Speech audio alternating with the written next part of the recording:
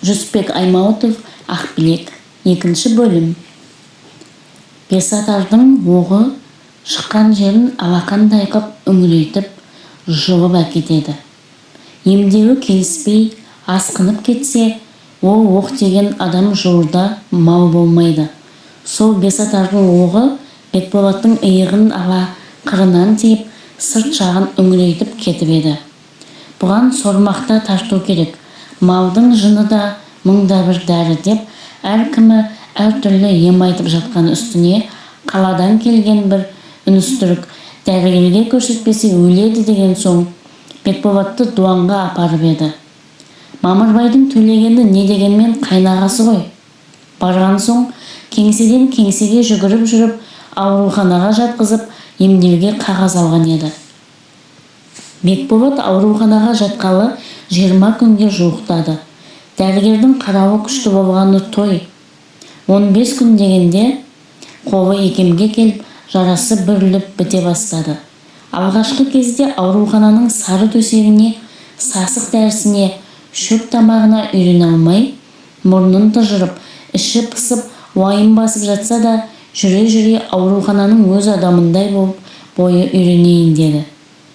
Дәрігер күншуаққа шығып отыруға рұқсат еткен соң, Бекболат бір күні тысқа шықты.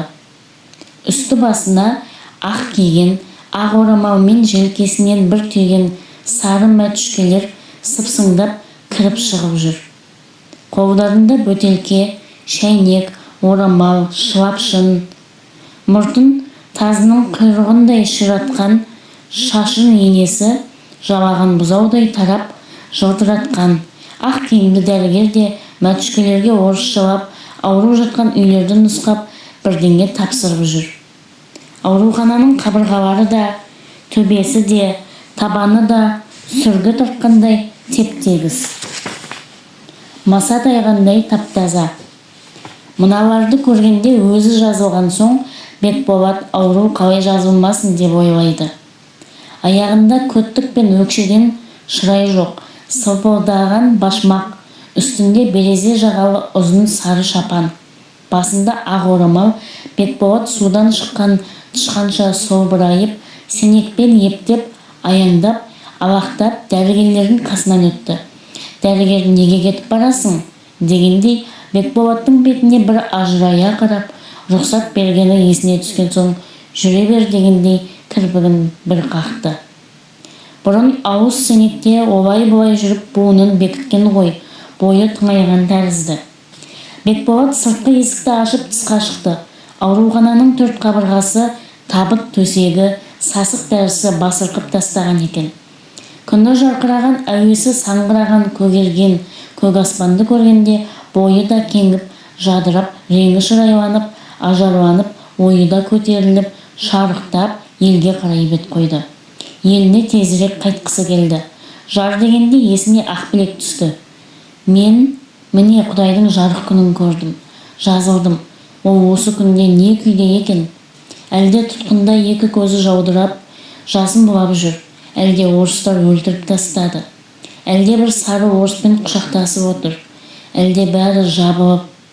Деген ойға келгенде, шауып келе жатып, биік жардың ернеуіне төніп қалған кісіше, денесі шіміркеніп, жүрегінің астыңғы жағындағы бір нәзік қыл үзіліп кете жаздағандай болды. Бұл ойды Бекболат жараның беті қайтқалы күні де, түні де ойлаған. Жардың ернеуіне бір емес 100-1000 қайтара таянған. Жүрегінің нәзік қылы да соншама тырсылдаған. Сонда да бұл жолғы жүрегінің қағысы бұрынғыларға ұқсамады. Бұл жолы Ақбілекті ойламайын десе де, кең дала, еркін, сайран өмірі еске түскенде Ақбілек те сол сұлу өмірдің гүліндей жылтырап көзіне іліне берді. Бекболат ауруханада жатқанда Төлеген 2-3 рет келіп көңілін сұрап кеткен. Төлеген бір сыпайы жігіт. Келгенде жараң қалай, бойың тәуір ме, тамаққа көңілің шаба ма деген тәрізді жарасының жайын ғана сұрайтын. Төлеген қайнағасы болған соң Бекболат Ақбілек жайын сұрауға ұялатын. Қарындасы жайынан ол да сөз қылмайтын. Өзі бірдеңе айтып қалар ма екен деп, Бекболат елдің хабарын сұрап, Жақа ұратқанда Төлеген жалпы аман болса керек, бөтен хабар білінбейді деп Ақбілек жаққа жуымайтын. Шешесін өлтіріп қарындасын алып кеткенде соларды барып бір көрмейтін, соларға бір жәрдем қылмайтын неткен жан. Әуелден көңілі қатты адам бекен. Қалада жүріп қақайып қатайып кетті ме? Мұның пайдасын әкесі қашан көреді? Деген сұраулар Бекболаттың ойына талай келсе де өзіне бірдеңе деуге аузы бармайтын. Өйткені көңілі қатты деуге Бекболатты жан тартып, дәрігерге қаратып, көңілін сұрап келіп кетіп жүреді. Қарындасы болса кетті, енді менен не үміт қылады деген ойлар келгенде Бекболат Төлегеннің неткен адам екеніне миы жетпейді, дағдаратын. Бекболаттың имене беретіні де Төлегеннің жұмбақтығы еді. Енді далаға шығысымен Бекболат Ақбілектің не болғанын білуге көңілі кетті. Қалай, кімнен біледі? Мұнда қазақ бар ма екен? Кеше төсекте жатқанда бір қазақтың есік алдынан өткенін көз шалып еді. Сол қазақ жылт етіп жоқ болып кетті. Сол кім екен? Немесе дәрігерге келіп тұрған қазақтар жоқ па екен деп қабырғаны жағалап қақпа жақтағы бұрыштан асты. Асып еді ауруханаға кіретін екінші есіктің тепкішегіне отырып, бір-екі тымақты қазақ сөйлесіп отыр екен. Бекболат іздегені табылғандай қуанып кетті. «Ассалаумағалейкум» деді. Қырындап төмен қарап сөйлесіп отырған екі қазақ жалт қарады. Ел қазағын нұсқынды біреуі әлік алды. Аяғында орысша етігі бар ықшам шапанды, жекей қара тымақты, аузы басы пияздай, қожаға айтқан нияздай қара сұр жігіт ойнақы көзі жалтаң етті де ернін қыбырлатты. Бекболат амандасты. Ойнақы көз жігіт сені кім шақырды дегендей жөнді амандаспады. Бекболат келген соң сөздерін қоя қойды. Онысы өздеріне қолайсыз көрінді, білем. Жуан етік қазақ Бекболаттың аты жөнін сұрады. Бекболат жөнін айтқан соң ойнақы көз жігіт: Бекболат, сіз боласыз ба? Отырыңыз деп сырғып орын берді.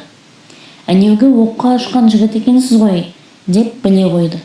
Бекболат: өзіңізді мен танымадым ба? деп сұрап еді ол. Мен Тақырдың жылтыры деген жігіт болам, деп Тақырдың жылтырын білмейтін қазақ жоқ тәрізді. Жылтыр дегенге езуін бір қисайтып, басын бір шұлғып тастады.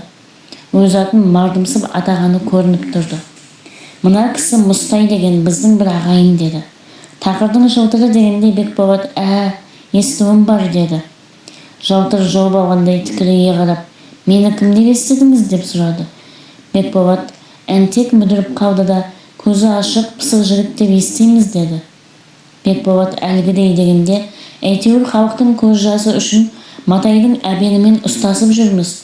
Ақырын бір Алла біледі деп қас көрген қаршыға бастанып мойнын қылтың еткізді. Бекболат мақұлдағансып деді.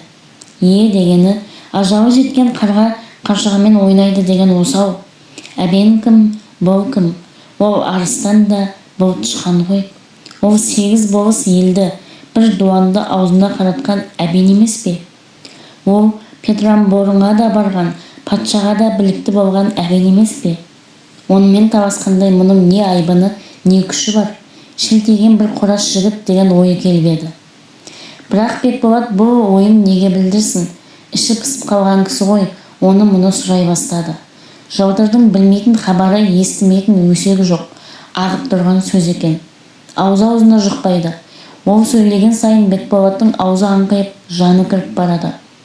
Ол елдің партиясын, сайлауын, кімнің пара алғанын, кімнің бергенін, кім қызын сайлаушыға шырға қылғанын, кімнің үйі, малы таланғанын, кімнің үйінде тінту болғанын, кімнің қатыны қызы кеткенін, кіммен кімнің керіскенін, төбелескенін, қызыл мен ақтың соғысқанын, кімнің басы сотты болып, кімнің үстінен арыз беріліп, газетке басылғанын, кім абақтыға түскенін, кім шығарып алғанын, кім кепіл іздеп жүргенін бәрін саулатты. Оның білмейтін әкімі де, сөйлеспеген адамы да, білмейтін заңы да жоқ. Соның бәрін көзімен көріп, қолмен ұстағандай су төгілгісіз қыла, нандыра, жанын бере, орысшаны арасында қыстыра сөйлейді. Манағыдай емес. Бекболат Жылтырдың сөзіне ұюға айналды. Нанып емес, таң қалып ұйыды. Бір сәтте осынша сөзді, осынша хабарды, заңды үйіп төгіп айтып тастаған неткен тілмар, неткен білгіш деп таң тамаша қалды. Сөзінің арасына жік салмастан бірді айтып келе жатып, бірге будыратқанда қалың тобылғыдан андағайлап қашқан қоян көрген тазыдай Бекболат қай сөзін ұстарын білмей даң болды. Даң болса да оның айтқан бір хабары құлағына майдай жақ кетті. Ол хабар Қарашаттағы ақтардың қолға түсуі еді. Оны естігенде Бекболат бәрекелді, япыр-ай, түгел түсіп пе деді. Түгел, бірін қалдырмай ұстап әкелді. Ақбілек қайда екен деген сұрау Бекболаттың аузына келіп қап, бірақ ел қазағы отырған соң сұрауға қаймыға берді. Орыс масқаралап кеткен қызды несіне сұрап отыр деп мазақ қылама деп ойлады. Бекболаттың сұрауы көбейіп, әңгіменің аяғы созылып бара жатқанын сезіп, ел қазағы бір айналып соғармын, шаруам бар еді деп тұрып кетті. Ол кетісімен Бекболат қыбыржып, қобдиланып Жылтырға қарай берді. Бір уақытта бір жасырын сөз айтатын кісіше көзін жыпылықтатып, сізден менің бір сұрайын деген сөзім бар еді, деді. Айтыңыз деп Жылтыр жөпілдетті. Мамырбайдың қызы не болды екен? Оны естіген жоқсыз ба, деді. Жоқ, оны естімедім. Ақтардың өзін кешке әкелді. Білуге болады. Ол айтпақшы сіздің қалыңдық екен ғой. Жалқы, деді. Япырмай, білуге болса соны маған біліп берсеңіз. Құп болады. Бүгін ертең ақ біліп берем. Күнде елден кісі кеп жатады ғой. Бірақ оның енді не керегі бар, деді. Не керегі бар деген сөз Бекболатқа ауыр тиді. Жұрттың аңызы да осылай екен деп ойлап қалды. Бекболат жабырқау тартып, әйтсе де, деді. Жылтыр біліп бермек болды. Сөйтіп отырғанда есіктен ақ киімді Матюшка шығып, «Ей, киргиз, доктор!» деп Бекболатқа орысшалап саусағымен ымдап шақырды. Бекболат орнынан тұрып жатқанда Жылтыр Матюшкаға түйіліп басын шайқап орысшалап жіберді де Бекболатқа қарап, «Киргиз» деп қорлағанын әлі қоймайды. «Жалаңбұт немелер, жолдас, граждан деп неге айтпайсың деп жатырмын», деді. Бекболат жымиып, көпшіктеп, бәсе, бұларға да айғыр табылсыншы деп ауруханаға кіріп кетті. Аты шулы Жылтыр осы екен ғой, деді Бекболат сенектеге келе жатып. Бекболатты тамақ ішуге шақырған екен. Қаңылтыр аяқтағы сылдыр сорпаны жерген жылқыша тамсап ұрттаған болды. Сорпа ішіп отырғанын да, су ішіп отырғанын да андаған жоқ. Ойы бөлініп, қиялы әлдеқайда еді. Ақбілек орыстардан өлі қалды ма, тірі қалды ма? Өлі қалса сөз де жоқ, тірі қалса үйіне кеп отырса, онда не болмақ? Орыстардың талқысынан қалған қызды бұл ала ма, алмай ма? Дүйім елге әйгілі боп, абыройы кеткен қызды қалай алады? Екі сөздің бірінде құрбы құрдас бетіне басады ғой. Ол бір сүйегіне басылған, кетпес таңба ғой. Бірақ құдайшылыққа келгенде Ақбілек сорлыда не жазық бар? Өз еркімен барған емес, тағдырдың келмесіне кез келді. Бұл алмаса оны кім алады? Адам да алмайды. Етпей отырғаны. Бұл басқа біреуді алар, онысы әлдеқандай боп шығады. Ақбілекті өзі көріп айттырып еді ғой. Ондай қыз бұл өңірде жоқ еді ғой. Бұлар 3 кісі құс салып жүріп, алғаш барып көргендегі оның түрі қандай еді? Маңдайы қасқиып, мойны қаздиып, көзі мөлдіреп, ерні үлбіреп, үріп ауызға салғандай жұтынып тұр еді-ау. Тау бойында бір міні жоқ, жаңа шығып келе жатқан сүйріктей еді. Шашбауын сылдыр еткізіп, сып етіп түрегелгені, тізесімен ақ көйлегін серпе тастап, аяңшыл бедеудей кербездене аяқ басқаны. Тысқарда жүріп, жеңгесімен сыбырлап сөйлесіп, дауысы күмістей сыңғырлап, тәп-тәтті күлгені, әнтек жымиып келіп, шәй жасап, өп-өтірік сызылғансып, 3 саусағының ұшымен шынаяға бергені. Салалы, қою кірпігін салмақпен қағып, анда-санда көз астымен бір қарап қалғаны. мұның үшін аяғына білдірмей бір қант тастап жібергені.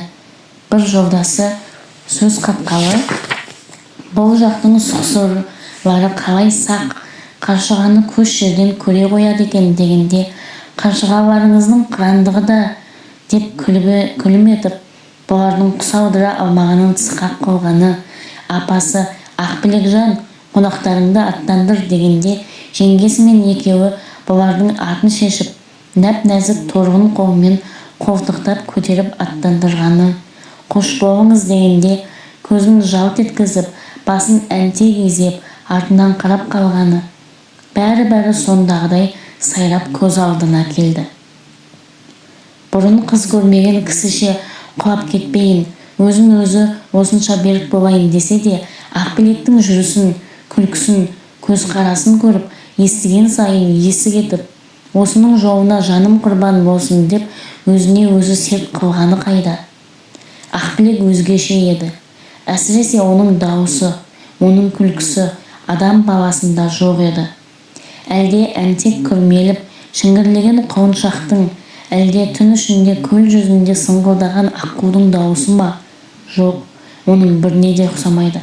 Ақырын сөйлесе, жас ботаның дауысындай, қаттырақ сөйлесе, ол дауысқа күміс қоңырау таққандай ма? Қалай? Әйтеуір көмейі емес ау, кеудесінен күңгірлей, сылдырлай шыққан бір сиқырлы жат дауыс дәл жүрегіңе барып тиер еді. Сол кезде бойың балқып, жаның иер еді. Тағы да ол дауысты естігің келіп ынтығар едің. Ол күлсе, бұл жалғанның бәрі күліп жібергендей, қайда отырғаныңды ұмытып қалар едің. Өзге әйел оның бір тырнағына, басқан ізіне тұрмай қалар еді. Сол сияқты Ақбілекті Бекболат шынымен ұмытқаны ма? Елдің өсегінен қорқып, шынымен алмай кетпегі ме? Қой, өмірде қызық болмас. Өзге қызды алса да, оның суреті көз алдынан кетпес. Өмір бойы өкінер де жүрер. Қалайда Ақбілектің хабарын тезірек білу керек. Ол күні түнімен, ертеңінде күнімен Бекболаттың ойынан Ақбілек кетпеді.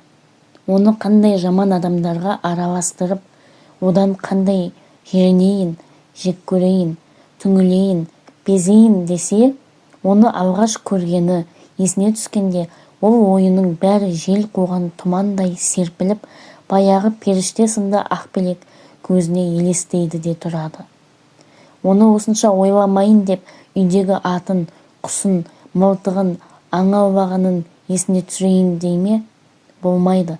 Ат, құс, аң, сейіл, серуен, қызық думан бәрі де жалғыз соның басында тұрғандай, бәрі де соның айналасында жүргендей көрінеді де тұрады. Бәрін Ақбілек аударып әкеткен тәрізді. Қалай екенін өзі де түсінбейді. Бекболат бір кіреді, бір шығады, тағат ете алмайды. Жылтырға әлденеше жолықты, хабар жоқ. Бірер қабат сұрады, сұрай беруге де ұялады. Дүниенің тетігі жылтырдың қолында тұрғандай, жылтырға жолыққысы келе береді. Бірақ жылтыр көрінген қазақпен бір сөйлесіп босанбайды. Жылтырға жаңадан біреу келіп сөйлескен сайын, мынау Ақбілектен бір хабар әкелген екен деп дәмеленеді. Ол үміті болмайды. Бекболат есік алдында тепкіштің қадасына сүйеніп тұр еді. Қорадағы дөңбектер үстінде бір қазақпен аузы жабысып жылтыр отыр еді. Бір кезде ана қазақты жөнелтіп, жылтыр шапаны делегейленіп, басын сермеп тастап, қатты басып Бекболатқа келді. Келе, «Уат жөлік, уат машинек» деп орысшалап шолғып қойды. Ол не? Тағы әлгі Матайдың әбені. Неғыпты? Шортты ызынат. Әкеле жатқан поштаны талатып, поштабай өзі шашып кетті деп пәле сап отырғаны. Бекболат мәнісін сұраған соң жылтыр түсіндіріп айтты. Матайдың әбені болыспен өш болады ғой. Болыс әбеннің үстінен прагуар жазатып, ол ауылнайдың мөрін басқызып, поштамен қалаға жіберсе, оны естіп, әбен 3 кісі аттандырады. 3 кісі жолда шабарманды қуып жетіп, поштасын тартып алып, өзін жаяу тастап, поштаны алып қалаға келеді. Прагуардың көзін жойып, өзге қағазды кеңсеге тапсырады. Шабарман бізге пәле салам деп астымдағы жалғыз атымды бере қоймаған соң поштасын шашып кетті. Шашылған поштаны жинап тапсырғалы әкеліп тұрмыз дейді. Болыс жылтыр жақтікі, проговор қыл деп үйреткен жылтыр болу керек. Сол жұмыс орынға келмеген соң жылтырдың бұқырап шорт ызынатты қатып келгені сол екен. Бәрібір ініне су құйылған. Материалы гүбірнеге әлде қашан жіберілген. Бүгін болмаса ертең жаптырам, Құдай біледі-ау. Оны жаптырмасам жылтыр атым құрсын деп, жылтыр күпсініп шорт ызынатын қатып барып басылды. Жылтыр басылған кезде Бекболат өзге хабар білгелі, сөзді басқа жаққа бұрғалы, манағы бір орысша киінген қызметтегі жігіт пе деп сұрады. Жылтыр жұлып алғандай, ол Шекенің агенті деді. Шеке мен агентті білмейтін қазақ жоқ қой. Бекболат, ол сізбен қалай жақын деп сұрады. Біздің кісілер қай кеңседе жоқ дейсің, Шекенің өзі біздің кісі ғой деді. Онда сізді қалай жатқызып жүр дегенде, ой шырағым-ай, оның бір мәнісі бар ғой, деп жылтыр жымиды. Мені жауып отыра алмайды. Мен ертең-ақ шығамын. Кәне менің абақтыда отырғаным. Есебін таптық та Баунеске келдік, деп қолын бір сермеп қойды. Бекболат тағы бір-екі сөз аралатып қыздан хабар сұрады. Жылтыр, жоқ әлі, хабар жоқ. Қыз демекші, ол қыз кәпірді қойсайшы деді. Бекболат, қыздың несі бар? Шорт ызынат, әлгі агент бір қызық әңгіме айтып кетті. Не әңгіме дегенде жылтыр мынаны айтты. Осында Мәдише деген мұғалім қыз болатын. Сен білмейтін шығарсың, өзі шала қазақ. Баяғыда бір шадыр сары ноғай болды ғой. Лапке ұстайтын, соның қатыны қазақ болатын. 3 қызы барды, Қадиша, Мәдише, Зағипа деген. Шетінен желаяқ. Мәдишесі жап-жас қыз еді. Алдыңғы жылы Семейге барып оқып мұғалім боп келген. Сол Мәдише орыс командирімен жүреді екен. Соның арғымағына мініп қатайтса қыла беруші еді. Түнде бақшада бірдеңе серең-серең етеді дейді. Бақша күтетін шал бұл не деп жетіп барса екеуі екі жаққа қаша жөнеледі. Бірдеңе ағараң етеді. Қараса шолақ дамбал. Шал дамбалды Шекеге тапсырады. Шеке Мәдишені шақырып алып, мынаны танисың ба десе, біресе дамбалға ұмтылып, біресе жылайды дейді. Ой масқаралық-ай, әлгі соны айтып бір қатар күлгеніміз ғой. Бұл қыз кәпірге дауа жоқ. Қазақ пен ноғай жетпеді ме екен деді. Қызды бұлайша сөккеніне Бекболат көңіліне ауыр алып, Ақбілекті арашалағалы өз еркімен сөйтеді екен-ау деді. Бұл қаланың қыздарын қалтаң болса болғаны, деп жылтыр басынан кешкен бір оқиғаны сөйледі. Бекболат тыңдап отырып, қала бір бұзылған жер ғой дей берді. Онысы Ақбілекке кір жуытқысы келмегені ғой. Соны айтып отырғанда кішкене қақпаны ашып бір қазақ кірді. Жаңбырбай, мал жан аман ба деп жылтыр ұшып түрегеліп шырқырай кетті. Елдің амандығын сұрап болған соң жылтыр Жаңбырбайды ертіп манағы дөңбек үстіне барды. Сөйлесті. Бекболаттың екі көзі соларда. Бір мезетте жылтырдың көзі Бекболатқа түсіп кетті де Жаңбырбайды түртіп қап бірдеңе сұрағандай болды. Жаңбырбай жауап беріп еді, жылтыр ежіктеп тағы сұрады. Сөйтті де Бекболатқа жайраңдап қолын болғады. Сүйінші деді. Бекболат жымиып, ал дей берді. Қыз аман-есен үйіне келіпті деді. Япырмай, шын ба дей берді. Өтірік айтамыз ба деген соң япырмая дегеннен басқа сөз айта алмады. Бекболаттың қуанғаны сонша Ақбілекті орыс алып кеткенін де масқара болғанын да ұмытып кетті. Ақбілек дәл бір боранда адасып кетіп, не тауда, не орманда қалып, жоғалып табылғандай көрінді.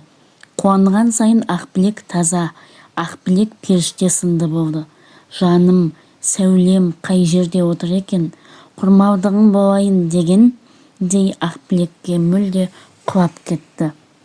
Әкесі базардан келген балаша қуанып, Бекболат тайраңдап ауруханаға кірді. Ойы дәрігерге қашан босатуын сұрамақ еді. Ертеңінде жолыққанда жылтыр тағы да Матайдың әбенін жамандап келіп, мен тағы да арыз бергелі отырмын. Сенің атыңнан берсек қалай болар еді дегені. Бекболат шошып кетті. Бұрын мұндай хат қаламға араласпаған, мылтық ату, құс салу, бозбалалық құрумен әуестеніп кеткен серілеу жігіт қой. Жаным, менің ретім келмес, мұндай жұмысқа мен өзім жоқ едім деп абдырап қалды. Сен өзің бір жасық жігіт екенсің ғой, одан қорқатын түк жоқ. Барлық фактісі міне менің қойнымда отыр, деп омырау қалтасына бір қағазды суырып алды. Алды да міне мына қағаз оның әкесін танытады. Танытатын жерге әлде қашан жіберілген. Мынау Шорнабай деп сөйтті де ісміс жоқ қағазын содыратып оқи бастады. Бекболат амалсыз тыңдады. Кім біледі, кейін бір керегі боп қалар, бізде тыңдайық. Семей губрепкоміне копия қазақ тілі басқармасына. Н үйезі Сарытау болысының қазағы пәлен ұлының. Мағлұмнама. Сартау елінің барлық қанын сорған, байлығын жиып алған Матай балалары. Себебі 1887 жылы Сарытау еліне болысынай апробитл болған. Сонан бұл уақытқа дейін еліне өмірінің жүруі бөлек автономиялы ханлы ел сықылды. Халыққа тарайтұғын алым шығын, збор һәм қара шығын, поштауай ат һәм лау ат, ауынай старшын сайлану һәм ел басы сайлану, баршасы жалғыз Матай балаларының ықтиярында болған. Осындай өз қолымен сайлап қойған ауынай старшынлар һәм народнай судьяларының мұхырлары әбен Матай ұлының қолында болды да өзі керек қылған кезінде баса берді. Рас па? Біз қайдан білейік? Тыңда ендеше. Және де елде ұрыларды көбейтіп, әбен Матайғы ұлы олардан жүйрік жақсы аттар алатын. Сол алған аттар осы уақытта қолында бар. Бір шек керат, ұры Ахмет Сағыннай ұғылынан, Япас Қарагер ат, ұры Босаға Салықбай ұғылынан, және де көк ат алған. Білесің бе? Мен білмеймін. Және де біреуінің қатынын бұзып, босатып, басқа біреуге малға сататын. Сол ғадатын осы уақытта да істеп отыр. Бейсен Әбіш ұлының қатынын бұзып, Құлық Бұржықай ұлына сатып отыр. Және де көп кісілері Билан Хәр ауынайға барып қонақ болып, ол барған үйінің малы аса семіз болмаса, оған өзі үкім қылады. Пәлен атын, яки пәлен түйесін әкеп берсін деп. Осы ісінен қорыққан нашар ауылдар өздері шақырып семіз малын сойып беретін. Бұл да өтірік пе? Ел аралайтыны рас қой.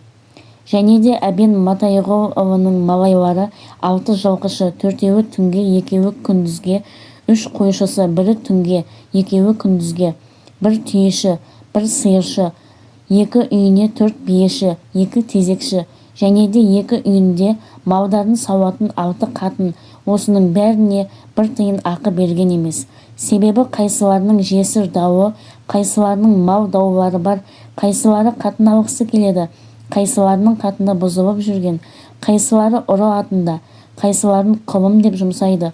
Осындай себеп Белан қызмет істеп келеді. Ғұмырынша Цар Асботтілден кейін адамды құл қылып ұстайтын рәсім жоқ еді. 52 жыл болды. Мүсәпір Жайтуған ұлы құл есебінде болып, жылқысын бағып жүр. Оның балалары құл болып, қойын бағып жүр. Бұған не дейсің? Бұларды бекер деуге бола ма? Бай болған соң малай салмай тұра ма? Және де 1914 жылы Көпкөл деген зауыт болған.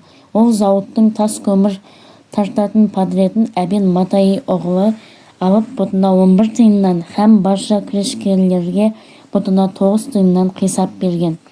1 миллион бұт тас көмір тасылған. Сонда барша крекшелерден 20 мың сом пайда қылған. Ол уақытта орта қисап Билан орта жылқы 20 сом болушы еді. Сонда барша крекешерден 1 мың жылқы пайда қылған болған. Сол зауыттың опрабылайшыны 2 яқшы ат беріп, тамыр болып 1 яқшы мылтығын алды. 3 ауызды алыстан тиетұғын. Ол подрет біліп, опрабылайш қайтар уақытта тамыр болып берген 2 буырлы атты өзі ұғырлатып алды. Осындай досында опасыздығы бар. Осыларды естімедің бе? Естідік қой. Мұның бекері жоқ. Подреттен қанша пайда қылғанын қайдан білейік? Атын қайта алуы рас қой. және де 1916 жылғы Сары Адыр жәрмеңкесінде Петропавлының көпесі Патқоланың 30 000 бұт жиған жүн жабағысын подретке алып ертіске түсіріп беруге бұтына 1 сомнан кірекешке 90 тиыннан беріп, халықтың 3000 сомын жеді.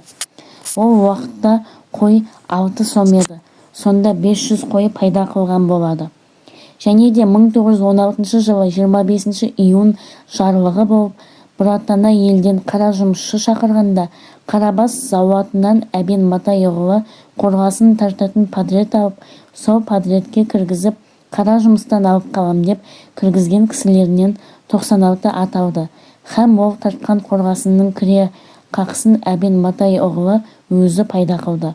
Және де 19 пен 31-нің арасында болған жігітлерінің орнына бала салып, һәм кәрі кісі салып, һәм ауру болып қалғандардан кісі басына 1 ат алды. Бермесең көрсетем деп қорқытып, осылардан алғаны 140 ат. 4 кісі пайда серік боп бөліп алды. Ақып Жамшыбай ұғылы, Адамбай Жүсіп ұғылы, яғни Сейіт Төлеміс ұғылы деп келе жатып, жылтыр міңгірлеп кетеді. Өйткені Сейіт Бекболаттың әкесі еді. Бекболат сасып, жоқ, біздің әкей аман шығар, дей берді. Аман болса аман шығар деп жылтыр тағы оқыды.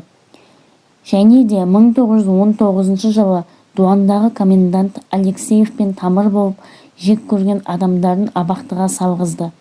Оларды шығарам деп кеп ақшасын алды. Комендант Матайұғылын земский собранияға председатель сайлады. Мұнан Әбен Матайұғылы Шилі Шеңгелді елдеріне барып қорқытып 30 ат әкелді. Және де осы иыл ағыс айында Қалшақ өкіметі Иван земства бұйрық қылды деп Аправитель Аббас Матайұлы елге жариялады.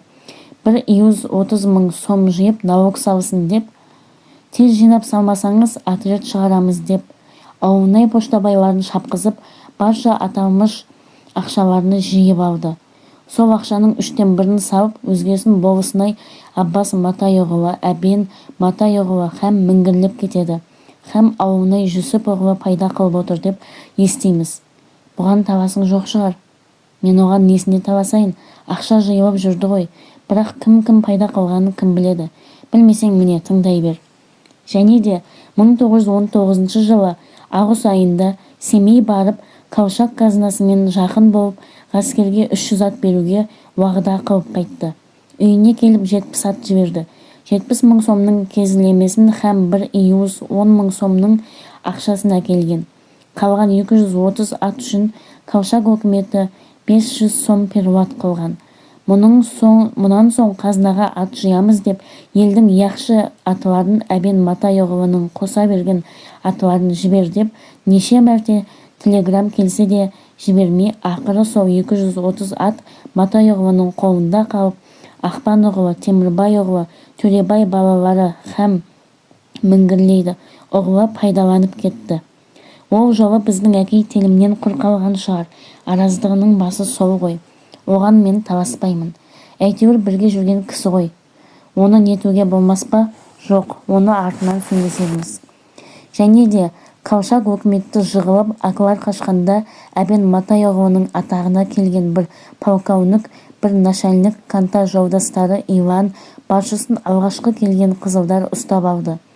Бұдан бұрын Степанский полкының арғы Сарытау сыртындағы Жаман қала поселкесінен жүргелі тұрғанда Матайұғылы, Ақпан ұғылы, Ермекбай ұғылы, Темірбай ұғылы һәм ұғылы басқа болыстан қанша жолдасылары бар ақтардың 60 ғаскерін ұстап алған. Бір пулемет, қанша ат, арба, қанша киімлар, қанша ақшалар баршаларын олжа қылған.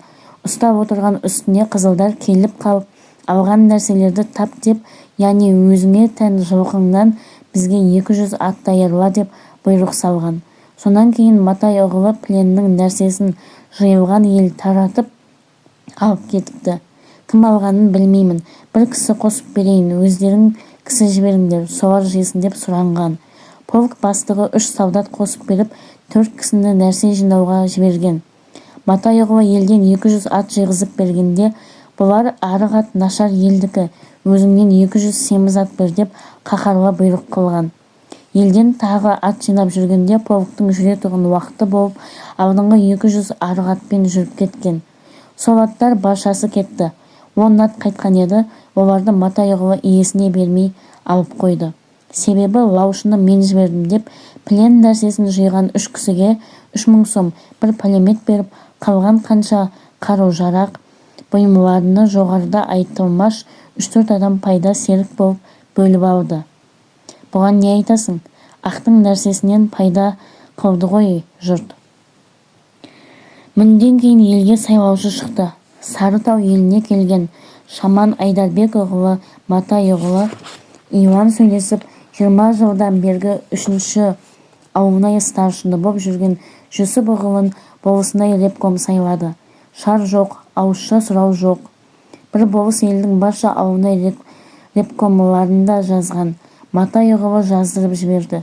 Мүнден кейін сойысқа 40 өгіз берсін деген бұйрық келді деп, өгізі бар 40 кісіге бөлдік деп милициямен жиып алды. Бұл рас, біздікінен бір өгіз алды. Сол малдарға қазына ақша бергенін де білмейміз. Берсе де өзіміздің жалмауыздар жеп қойғанын да білмейміз. Және де Матайұғылы 2 жерге қыстау салып отыр. Біреуі Шақат бұлағындағы Әлкебай балаларының, Қорабай, Бұқсары ұғыларының жерін тартып алып, екінші көл басында күн батыс жағында Құрман балаларының, күн шығыс жағында Тойбазар балаларының жерін тартып алып, тамам нашарларды жылатып, қаңғыртып отыр. Яне де Әлкебай балаларының қора мүлкі бар еді. 2 бөлмелі үй, қанша қора жабдық, есік терезелерін өзіне бермей жылатып отыр. Бұл да өтірік пе? Қыстау салып, жер алып отырғаны рас қой. Және де бір қыстауынан бір қыстауын аударыстырып салатын ағаш үй, яне түрлі жұмысшыларын елден жігітлер жинап, ақсыз олар жұмыс істейді. Өз үйінен тамақ жоқ. Маңайдағы ауылдарға бұйрық салады. Біз қонамыз, қымызын жиып, семізін даярлап отырсын деп. Халыққа зияны тимеген күні бір топ кісімен бір семізді сойғызып жеп кетеді.